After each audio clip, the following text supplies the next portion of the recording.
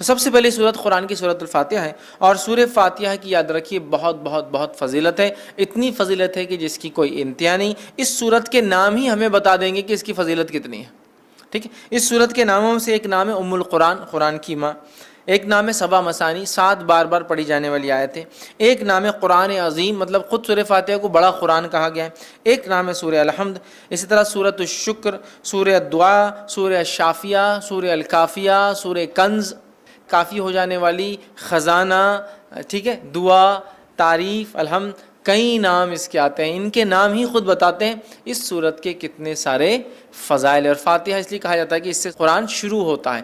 فاتحہ افتتاح سے لفظ آتا ہے، اس کا مطلب فتح مطلب کھلنا، اوپننگ، تو چونکہ قرآن اس سے کھلتا ہے اسی لیے اس کو سورہ فاتحہ کہا جاتا ہے، قرآن اس سے شروع ہوتا ہے۔ آئیے اس کی فضائل میں سے ایک فضیلت جو آتی ہے وہ یہ ہے، جامع ترمذی کی روایت ہے جو حضرت ابی بن کعب رضی اللہ عنہ فرماتے اور کہتے ہیں رسول اللہ صلی اللہ علیہ وسلم فرمایا کہا، اس ذات کی قسم جس کے ہاتھ میں میری جان ہے، سورۃ الفاتحہ جیسی سورت نہ تو توریت میں نازل کی گئی، نہ تو انجیل میں نازل کی گئی، نہ زبور میں نازل کی گئی۔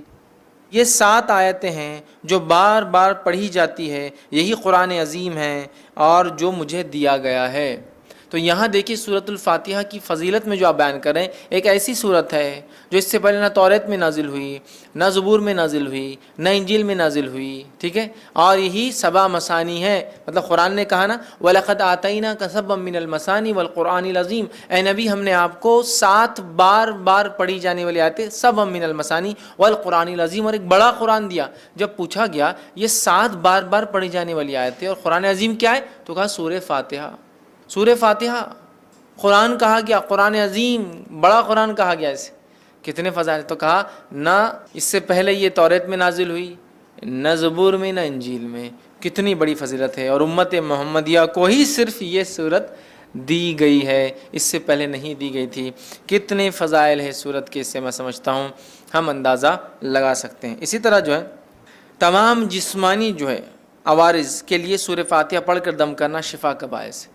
تمام جسمانی کوئی تکلیف انسان کو ہو، سورۃ الفاتحہ کو پڑھ کر دم کیا جا سکتا ہے۔ اس کے تعلق سے بخاری کی روایت ہے، ابو سعید خدری رضی اللہ عنہ فرماتے ہیں اور کہتے ہیں کہ ہم لوگ جو ہے سفر میں تھے اور ایک جگہ جو ہے پڑاؤ ڈالا تو ایک لڑکی آئی اور کہنے لگی اس قبیلے کے سرداروں کو بچھو نے جو ہے کاٹ لیا ہے، کیا آپ میں سے کوئی ہے جو اس کو جھاڑ پھونک کرے گا، بچھو کے زہر کو اتارے گا؟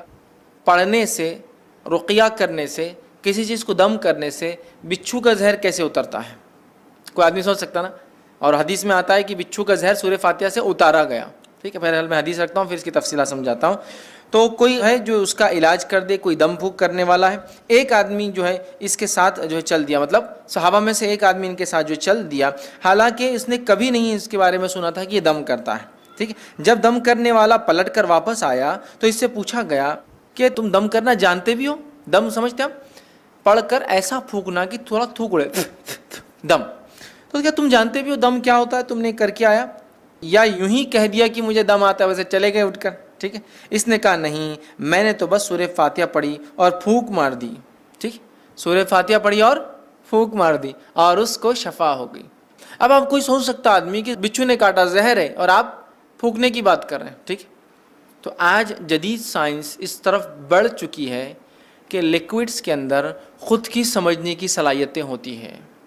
معلوم آپ کو پانی کے تعلق سے ایک اسٹڈی آئی ہے کہ پانی پہ جب کچھ کلمات پڑھے جاتے ہیں تو پانی اپنے مالیکولز کو ریسٹرکچر کرتا ہے، مطلب اس پہ جب کچھ پڑھا جاتا ہے، جیسا ایک آدمی بسم اللہ کہہ کر پڑھے گا تو پانی اپنے آپ کو ریسٹرکچر کرے گا، معلوم آپ کو، وہ آپ کے انسٹرکشنز کو سمجھ سکتا ہے۔ اب یہ الگ بات ہے کہ ابھی یہ ایک سائنٹیفک، ابھی اس کے لیے فیکٹس ایک لمبا وقت ہے، بٹ ابھی ہم کو پتہ چل رہا ہے جو سائنس آج کی بتا سکتی ہے، لکوڈز جو ہوتے ہیں ان میں اپنی انڈرسٹینڈنگ ہوتی ہے اور وہ ریسٹرکچر کر سکتے، ری ڈیزائن کر سکتے اپنے آپ کو، سامنے والا کیا پڑھ رہا ہے۔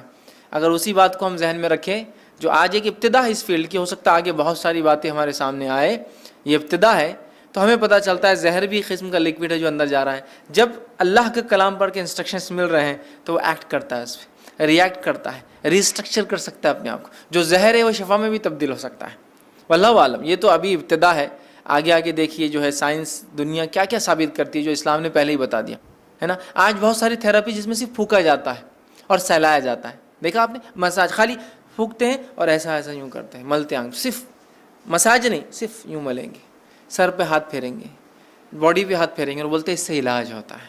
معلوم, جرمنی میں ایک سائنٹسٹ ہے, وہ پاگلوں کا یا لوگوں کا علاج کرتا ہے جن کو مرگی وغیرہ کی بیماری, ایپیلیپسی وغیرہ ہوتی ہے, اور وہ ان کو, حالانکہ نان مسلم ہے, کرسچن ہے, تجوید کے ساتھ قرآن پڑھاتا ہے, اور اس کی تجزیے کے مطابق, اس کے ایکسپیریمنٹس کے مطابق وہ کہتا ہے اللہ لفظ کو جو تجوید کے ساتھ پراپرلی برابر ادا کیا جائے, ایسا آدمی پاگل نہیں ہوتا ہے. وہ مسلمان نہیں ہے, لیکن اس کی تھیراپی کہتی ہے کہ یہ لفظ کو صحیح بولنے سے مینٹلی آدمی اچھا رہتا ہے. سبحان اللہ. ٹھیک ہے, تو بہرحال تو زہر کا اتارا ہے, دیکھیے, اس لیے میں نے کہا کہ جسمانی بیماریوں کا اس کے اندر علاج ہے. اسی طرح سورۃ الفاتحہ کی ایک فضیلت یہ ہے, جادو, جن, مرگی یا کسی پر سایہ یا کسی چیز کا اثر ہو, بیماری اگر کسی انسان کو ہو, اور صبح اور شام جو ہے 3 مرتبہ سورہ فاتحہ پڑھ کر دم کی جائے تو اس کو شفا مل جاتی ہے. جادو, کوئی اثر, آصف جس کو کہتے ہیں, ٹھیک ہے, مرگی, ایپیلیپسی, اس جیسی کوئی بھی بیماری ہو انسان کو, اگر سورۃ الفاتحہ صبح اور شام 3 مرتبہ پڑھ کے دم کی جائے تو اس کو فائدہ ہوتا ہے. جس کے تعلق سے ایک لمبا واقعہ ہے, خارجہ بن سلت رضی اللہ عنہ کا جو اس کے راوی, وہ کہتے ہیں کہ ان کے چچا نے روایت کیا کہ وہ ایک سفر میں تھے اور وہ ایک جگہ سے گزرے جہاں ایک آدمی کو لایا گیا جو زنجیروں میں جکڑا ہوا تھا, مطلب اس کو باندھا ہوا تھا رسیوں وغیرہ میں. لوگوں نے کہا یہ پاگل ہے, اور تم محمد صلی اللہ علیہ وسلم کے ساتھی ہو, اور تم محمد صلی اللہ علیہ وسلم کے ساتھ رہے ہو, کچھ ایسا پڑھو کہ اس انسان کو شفا ہو جائے. صحابہ اس کو صبح اور شام 3 مرتبہ سورہ فاتحہ پڑھتے اور اس پر دم کرتے, تھکی لگاتے, تھوکتے کرتے, اور وہ کہتے تھوڑے دن یہ کیا اور اس کے بعد وہ آدمی ایسا فریش ہو گیا جیسے کہ غلام تھا, آزاد کر دیا گیا, ایک دم اچھا ہو گیا, شفایاب ہو گیا. ٹھیک ہے, اور جو ہے روایت بہرحال لمبی, اور بھی بہت ساری باتیں اس میں. ہم کو جو فضائل لینا تھا وہ یہ تھے کہ اس کے پڑھنے سے ذہنی بیماری, پاگل پن, مرگی, جن, سایہ, جو بھی بہرحال بولتے لوگ, نظر بد, سب کا علاج الحمدللہ اس صورت کے اندر ہے. ٹھیک ہے, اللہ کے دین کی دعوت اور لوگوں تک پہنچانے کے لیے اس ویڈیو کو ضرور لائک, شیئر, کمنٹ اور سبسکرائب کریں. آپ کے اس چینل کو اور بہتر بنانے کے لیے آپ کا ساتھ ضروری ہے. i+TV بہتر زندگی کے لیے. اپنے کیبل یا DTH آپریٹر سے i+TV آج ہی ڈیمانڈ کریں. i+TV فری ٹو ایئر اور انڈین رجسٹرڈ چینل ہے.